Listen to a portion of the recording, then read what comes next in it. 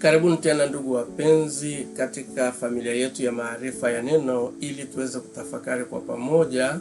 Na leo tunaenda kuangalia ikiwa kama kweli Bikira Maria alikingiwa dhambi ya asili au la. Sasa swali tunalojiuliza katika tafakuri hii ni kuwa, je, Bikira Maria alikuwa chini ya utumwa wa Shetani na hivyo alihitaji kukombolewa? Manake ikiwa kama Bikira Maria alikuwa hajakingwa na dhambi ya asili, manake basi alikuwa chini ya utumwa wa Shetani, na kama ni hivyo alihitaji kukombolewa. Sasa tafakari hii ni mwendelezo wa tafakari ya siku ya 13 iliyosema Bikira Maria alizaliwa pasipokuwa na dhambi. Mwendelezo huu unatokana na maswali mengi na mijadala iliyozuka katika makundi mbalimbali ya madhehebu au tuseme makanisa mengine ambayo sio ya Katoliki, ambako tunaposti pia tafakuri zetu. Hivyo tukaona tutoe mwendelezo huu ili kufafanua zaidi tafakuri ile ya 13. Sasa wenzetu katika imani wanadai kuwa ni kosa kusema ya kuwa Bikira Maria alikingiwa dhambi ya asili, wakati eti Biblia inasema kuwa tukisema hatuna dhambi tunajidanganya wenyewe. Na hilo tunalipata katika Yohana wa kwanza sura ya kwanza mstari wa 8 mpaka wa 10, au vilevile tukisoma Warumi sura ya 3 mstari wa 23 anasema kuwa sisi sote tumetenda dhambi na kupungukiwa na utukufu wa Mungu. Sasa swali wanalouliza ni kuwa, iweje tuseme Bikira Maria hakuwa na dhambi? Iweje tuseme Bikira Maria hakuwa na dhambi ili hali Biblia inasema kwamba sisi sote tumetenda dhambi na kupungukiwa na utukufu wa Mungu? Sasa ni muhimu kuwauliza hawa ambao wanapinga jambo hili kwa kutumia nukuu hizi mbili. Tunajua kuwa Yesu alikuwa ni Mungu kweli na mtu kweli. Sasa Yesu katika ubinadamu wake, je, alikuwa na dhambi? Sasa utakapowauliza hawatakusema ndiyo, kwa sababu watasoma kile kipengele cha Waebrania sura ya 4 mstari wa 14 au Waebrania sura ya 5 mstari wa 6, ambapo anasema Yesu alizaliwa na kuishi kama sisi ijapokuwa hakuwa na dhambi. Kwamba Yesu alizaliwa na kuishi kama sisi ijapokuwa hakuwa na dhambi. Sasa tulishaambiwa kwamba kila mmoja wetu alikuwa na dhambi, au kila mmoja wetu ana dhambi, kwa sababu sisi sote tumepungukiwa na utukufu wa Mungu. Maanake ni binadamu wote. Sasa je, Yesu katika ubinadamu wake naye alikuwa na dhambi? Jibu ni kwamba hakuwa na dhambi, na uthibitisho upo katika Waebrania sura ya 4 mstari wa 14 na pia sura ya 5 mstari wa 6. Lakini bado Biblia ilishasema kwamba sisi sote tuna dhambi. Lakini pia mahali pengine, endapo kama tunapenda kujifunza katika hili, tunaona kwamba katika sehemu nyingine kwenye Biblia, kwa mfano, unasema kwamba kila aliyezaliwa na mwanamke ataonja mauti, au kila nafsi iliyozaliwa na mwanamke itaonja mauti. Maana yake ni kwamba kila mtu yote aliyezaliwa basi ni sherti au ni lazima afe. Lakini vile vile tunaambiwa katika Biblia kwamba Nabii Eliya hakuonja mauti, maana Mungu alimchukua. Na hiyo tunaisoma katika Wafalme wa Pili sura ya 2 mstari wa 1 mpaka wa 12. Vilevile tunasoma habari za Henoko katika Waebrania sura ya 11 mstari wa 5 mpaka wa 6, ambaye anasema Henoko hakuonja mauti, kwani naye kama Eliya Mungu alimchukua. Lakini vilevile Biblia inasema kwamba kila nafsi itaonja mauti.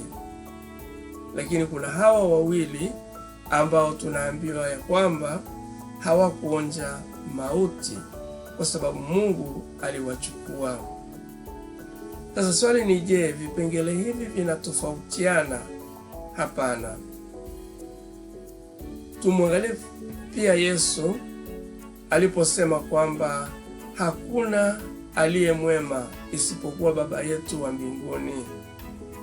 Yesu aliyasema maneno hayo pale alipokataa kuitwa mwema na yule mtu aliyekuwa tajiri, kama tunavyoweza kusoma katika kitabu cha Marko sura ya 10 mstari wa 17 mpaka ule wa 18. Sasa swali tunalojiuliza pia ni kwamba je, inamaanisha kwamba Yesu hakuwa mwema? Maana alikataa akasema, kwa nini waniita mwema? Kwa sababu hakuna mwema isipokuwa ni Baba yetu wa mbinguni. Je, Yesu alimaanisha kweli kuwa yeye sio mwema? Tuliwahi kutafakarisha hilo katika tafakuri za nyuma, kuonyesha kwamba ni kwa nini Yesu alimjibu huyu mtu tajiri kwa maneno hayo.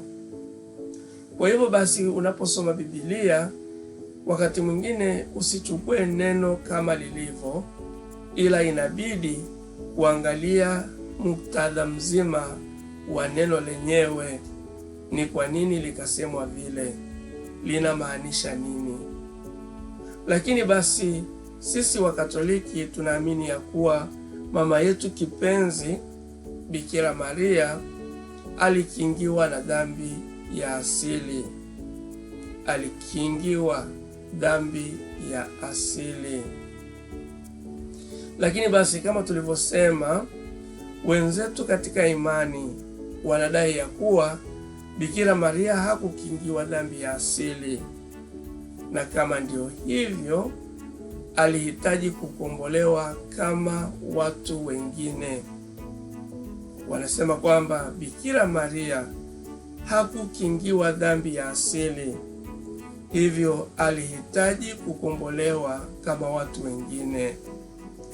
Maana yake basi ni kwamba Bikira Maria alikuwa chini ya himaya ya dhambi, au alikuwa chini ya himaya ya Shetani, na hivyo alihitaji kukombolewa kama watu wengine. Kwa hiyo naomba ushike neno kwamba kama hakukingiwa dhambi ya asili, maanake alikuwa chini ya himaya ya dhambi au chini ya himaya ya Shetani. Sasa hawa wenzetu wanadai kwamba Bikira Maria alizaliwa katika dhambi na hakuwa mkamilifu katika maisha yake. Ndivyo wanavyodai. Sasa kwa maana hiyo, eti yeye Bikira Maria alikuwa mtu wa kawaida tu, na hivyo alihitaji kukombolewa sawa na sisi. Na ni kwa nini wanasema hivyo? Wanasema hivyo kwa kutumia neno alilolinena Bikira Maria mwenyewe pale alivyoenda kumtembelea Elizabeti. Na hii tunaipata katika Luka sura ya 1 mstari wa 47, ambapo Bikira Maria katika ule ubeti wake alisema, na roho yangu imemfurahia Mungu Mwokozi wangu. Na roho yangu imemfurahia Mungu Mwokozi wangu. Kwa hiyo basi unaona, wao wanadai kwamba Bikira Maria alikiri mwenyewe kuwa alihitaji ukombozi. Tutatafakari zaidi au tutafafanua zaidi ni vipi wamekosea katika nukuu hii katika tafakuri itakayofuata. Ila sasa Wao wakisikia tukisema ya kuwa Bikira Maria alikingiwa dhambi ya asili, wanakazana pia kuuliza, je, imeandikwa wapi katika Biblia? Lakini wanasahau neno linalosema, nami nitaweka uadui kati yako, yani nyoka au shetani, na huyo mwanamke. Na hii tunaipata katika Mwanzo sura ya 3 mstari wa 15. Sasa je, maneno hayo yalimaanisha nini? Tuliyatafakari pia katika tafakuri ile ya 13. Lakini tutazame kwa undani kwamba maneno hayo yalimaanisha kitu gani. Kwanza, Mungu alisema huyo mwanamke na sio huyu mwanamke au Hawa. Mungu hakutaja Hawa au Eva au hakusema huyu mwanamke, bali Mungu alisema huyo mwanamke. Sasa je, huyu mwanamke ni yupi? Mungu alifafanua zaidi akisema, nami nitaweka uadui kati yako na huyo mwanamke na kati ya uzao wake au uzao wako, yani nyoka au shetani, na uzao wake huyo mwanamke. Na hiyo tuliiona pia katika tafakuri ya 13 na tulisoma katika Mwanzo sura ya 3 mstari wa 15.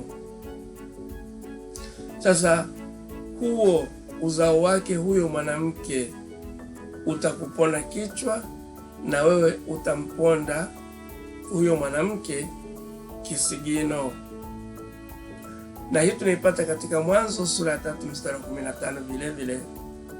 Sasa kama uzao wa huyo mwanamke ni Yesu, na ndivyo watu wengi wanavyoamini, kumbe huyo mwanamke ni Bikira Maria. Endapo kama tutasema kwamba uzao wa huyo mwanamke ni Yesu, maana yake ni kwamba huyo mwanamke ni Bikira Maria.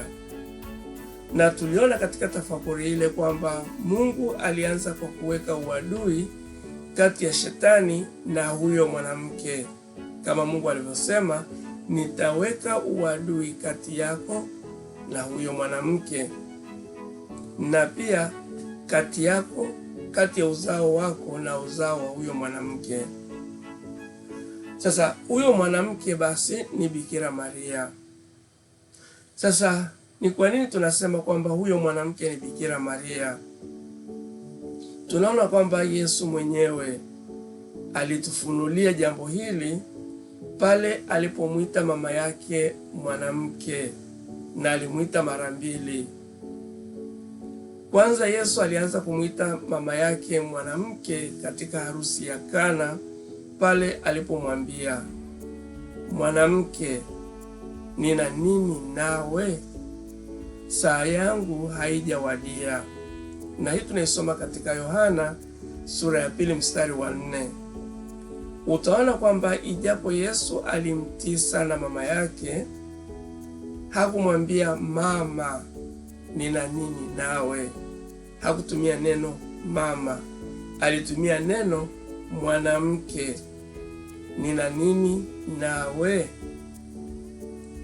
Leo hii pengine mtoto akimwambia mama yake mwanamke, tunaweza tukaona kama mtoto yule kamdharau mama yake, lakini hakika Yesu alikuwa anamuita mama yake jina ambalo Mungu alilitamka pale bustanini Edeni, nitaweka uadui kati yako na huyo mwanamke, sio mwanamke huyu au sio Eva, lakini nitaweka uadui na huyo mwanamke. Tumeona Yesu anamwita mama yake mwanamke, nina nini nawe? Saa yangu haijawadia. Yohana sura ya 2 mstari wa 4. Lakini vile vile mahali pengine Yesu pia alimwita mama yake mwanamke, na alisema hayo pale msalabani kabla ya kukata roho, ambapo alimwambia mama yake, mwanamke, huyo hapo ndiye mwanao. Yohana sura ya 19 mstari wa 26. Matoleo mbalimbali au matoleo kadhaa ya Biblia yanasema Yesu alisema, mama, huyo hapo ndiye mwanao. Lakini matoleo mengi, hasa yale ambayo yanatokana zaidi na matoleo ya mwanzo, yanasema mwanamke. Hivyo Yesu anamuita tena mama yake mwanamke. Sasa mbili, kuweka uadui kuna maanisha nini? Tuliona katika tafakuri ya 13 kwamba kuweka uadui kuna maanisha kutengwa kati ya vitu viwili ambavyo haviendani pamoja. Kutengwa au kutenganisha kati ya vitu viwili. Kumbe uadui kati ya shetani na huyo mwanamke ilimaanisha kwamba ni kuwatenga hawa wawili. Mungu alisema waziwazi, nitaweka uadui kati yako na huyo mwanamke, maanake nitawatenga kati yako wewe na huyo mwanamke, na kati yako wewe kati ya uzao wako na uzao wa huyo mwanamke. Sasa maneno haya ni mazito na ya maana kubwa sana. Bikira Maria alihitaji kutengwa na shetani. Bikira Maria alihitaji kutengwa na shetani, na hilo Mungu alilitamka pale bustanini Edeni. Kwa kutengwa au kukingiwa dhambi ya asili, inamaanisha Bikira Maria hakuwahi kuwa chini ya himaya ya shetani, na hivyo hakuhitaji kukombolewa. Bikira Maria hakuwahi kuwa chini ya himaya ya shetani, na hivyo hakuhitaji kukombolewa, kwa sababu Mungu aliweka uadui kati yake na shetani. Na pia Mungu aliweka uadui kati ya uzao wa huyo mwanamke na shetani.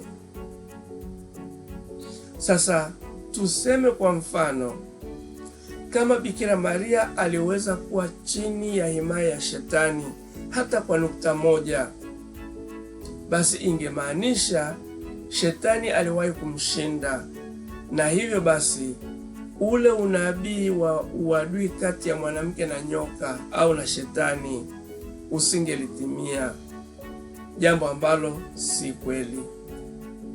Kama kweli Bikira Maria alikuwa chini ya himaya ya shetani hata kwa nukta moja, basi ule uadui Mungu aliyoutamka kati ya mwanamke na nyoka basi usingetimia.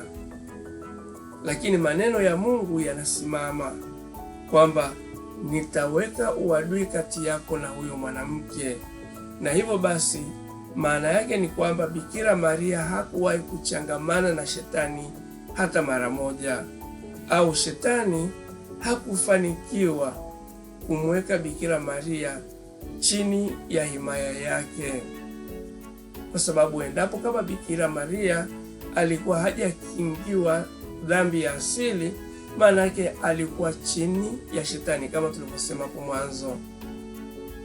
Lakini Bikira Maria hajawahi na hakuwahi kuwa chini ya shetani au chini ya himaya ya adui shetani, ambaye Mungu aliweka uadui kati yao wawili. Vilevile Bikira Maria alihitajika kushiriki katika kazi ya ukombozi.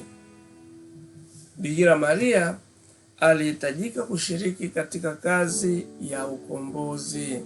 Hivyo basi hangeweza kufanya shughuli hiyo kama aliwahi kuwa chini ya uovu kwa namna yeyote ile. Ikiwa kama Bikira Maria alishiriki katika kazi ya ukombozi, Maana yake ni kwamba hangeweza kufanya shughuli hiyo kama aliwahi kuwa chini ya uovu kwa namna yoyote ile. Halafu, na hii ni muhimu zaidi, kwamba Yesu hakuzaliwa kwa mwanamke aliyekuwa katika utumwa wa Shetani. Yesu hakuzaliwa kwa mwanamke aliyekuwa katika utumwa wa Shetani. Yesu hakutokana na kitu kichafu, au vile Yesu hakutokana na kitu ambacho kilikuwa chini ya dhambi. Vile tunaweza tukasema Yesu hakulelewa katika mazingira ya utumwa wa Shetani. Na ukienda kinyume na hayo, maana yake ni kwamba tungeweza kusema Yesu naye aliwahi kuwa chini ya himaya ya Shetani, na hilo sio kweli. Kama Yesu alizaliwa kwa mwanamke aliyekuwa chini ya himaya ya Shetani, maanake Yesu naye aliwahi kuwa chini ya himaya ya Shetani, na hilo sio kweli. Utaona Shetani alitamani sana Yesu amsujudie, awe chini ya himaya yake, na Shetani alifanya hivyo hata kama ni kumpa vyote vya ulimwengu ambavyo tunaweza kusema ni mali yake yote. Alikuwa tayari kutoa kila kitu kumpa Yesu ili tu Yesu amsujudie mara moja. Na hiyo tunaisoma katika Mathayo sura ya 4 mstari wa 9. Lakini tunaona kwamba Shetani hakufanikiwa katika hiyo tamaa aliyokuwa nayo. Maana yake ni kwamba haijawahi kutokea hata nukta moja Yesu kuwa chini ya himaya ya Shetani. Na hivyo mazingira aliyolelewa Yesu na mwanamke aliyembeba tumboni havikuwa na uovu, havikuwa chini ya himaya ya Shetani, kwa sababu kama vingekuwa chini ya himaya ya Shetani, basi Yesu asingeweza kuzaliwa kwa mwanamke huyo, na kama Yesu alizaliwa kwa mwanamke huyo, basi Yesu naye alitiwa najisi au alikuwa chini ya himaya ya Shetani, jambo ambalo sio kweli. Tena basi Yesu hakuliacha kanisa chini ya mwanamke alikuwa chini ya himaya ya yule mwovu. Maana wakati Yesu amefariki, aliliacha kanisa chini ya mikono ya mwanamke ambaye ni mama yake, pale alipomkabidhi yule mwanafunzi Yesu aliyempenda, yule mwanafunzi Yesu aliyempenda ambaye ni wewe na mimi. Vile Bikira Maria alipendelewa sana kuliko mwanadamu mwingine yeyote yule, kama tunavyosoma katika Luka mtakatifu sura ya 1 mstari wa 28. Sasa tujiulize, je, sifa ya upendeleo huu ni ipi tofauti na ile ya kutengwa na uovu, jambo ambalo linathibitisha utimilifu wa unabii wa pale bustanini Eden, Mwanzo sura ya 3 mstari wa 15. Kumbe basi tunaona uhakika kwa Bikira Maria wa kutengwa na dhambi ya asili. Sasa je, ni kwa nini Bikira Maria alisema, na roho yangu imemfurahia Mungu Mwokozi wangu, kama ilivyoandika katika Luka sura ya 1 mstari wa 47? Na kwa nini Bikira Maria aliyasema maneno hayo ikiwa kama hakuhitaji kukombolewa? Kwa nini aseme Mungu Mwokozi wangu? Tutatafakari jambo hilo kwa undani katika tafakuri itakayofuata. Tumsifu Yesu Kristo.